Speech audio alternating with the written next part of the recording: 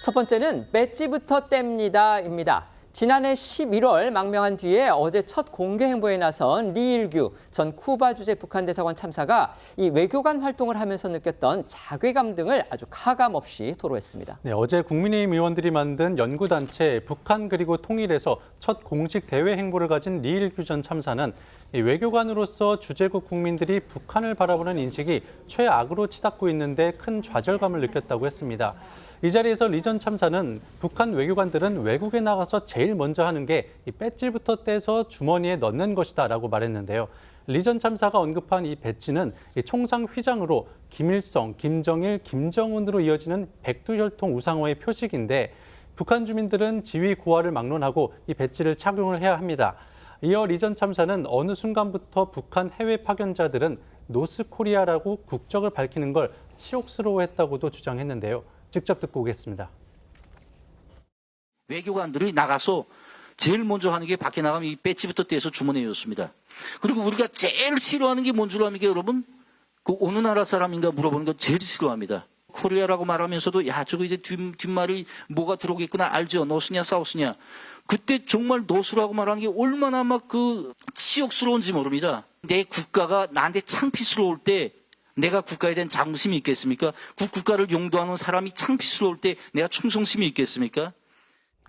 리 전 참사는 김정은이 집권한 이후에 특히 북한의 외교 고립이 갈수록 심해지고 있다, 이런 주장도 폈습니다. 네, 리 전 참사는 김정은 집권 이후 국제적 고립이 더 심해졌다면서 김정은 시대 들어 대외 정책 이념은 사회주의 집권당들과의 관계를 우선 발전시키면서 미국 패권주의의 반기를 드는 나라들과 연대를 강화하는 것으로 완전히 바뀌었다며 중국, 러시아, 베트남, 쿠바, 이란, 시리아 등 다 합쳐도 11개 정도의 나라들하고만 관계를 발전시키겠다는 것이라고 지적했습니다.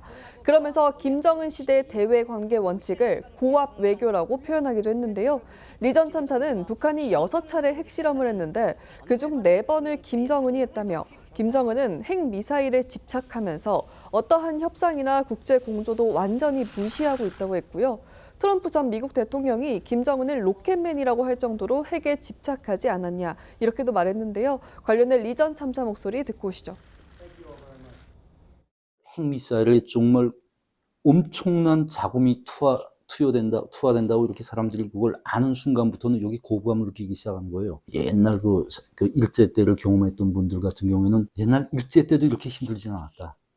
일제 때보다 못하다. 그렇게 이렇게 힘들고 이렇게 못 사는 제도를 우리가 지켜서 뭘 하냐. 김정은 위원장의 핵 미사일 고집한 거는 명백하잖아요. 자기 체제 존속을 위한 거고. 리 전 참사는 또 김정은은 당을 가장 우선시하다 보니 국가 외교보다는 사회주의 집권당들과의 당 차원 외교를 선행해서 해당 나라의 정당들이 국가 외교 정책에 영향력을 행사하도록 하는 전략을 추구했다며 국가 외교에 대한 경험과 이해가 부족한 노동당 국제부가 국가 외교까지 거의 완벽하게 접수, 지휘하다 보니 국제 외교 관리나 상식에서 벗어난 터무니없는 지시들이 수시로 하달됐다고 했습니다. 북한의 상황이 이렇다 보니 친북 성향의 국가들조차 이 북한과 같은 취급을 받는 걸 꺼린다는 게 리 전 참사의 주장입니다. 친북 국가들의 외교관을 만나서 북한 당국의 조치를 열심히 설명하지만 상대방은 듣는 신용만 할 뿐 지지 표명 같은 행동은 절대 하지 않는다. 북한 외교관들은 결국 상대방이 하지도 않은 지지 발언을 허위로 꾸며서 당에 보고하기도 한다는 겁니다. 리 전 참사는 김일성에서 김정일, 김정은으로 이어진 3대 세습이 북한의 외교적 몰락을 불러왔다고 했는데요. 1960년에서 80년대 전성기였던 북한의 대외 관계는 국제사회의 지탄과 비난 속에 끊임없이 몰락했다며 가장 기본적인 이유는 3대 세습이라고 말했습니다. 이어 북한 외교는 모든 업무가 김씨 일가 체제를 지키고 존속하는 데 봉사하는 것이라며 수령 지키기, 체제 합리화, 위협 정당화가 외교의 지향이 되다 보니까 고립을 자초하게 됐다고 설명했습니다.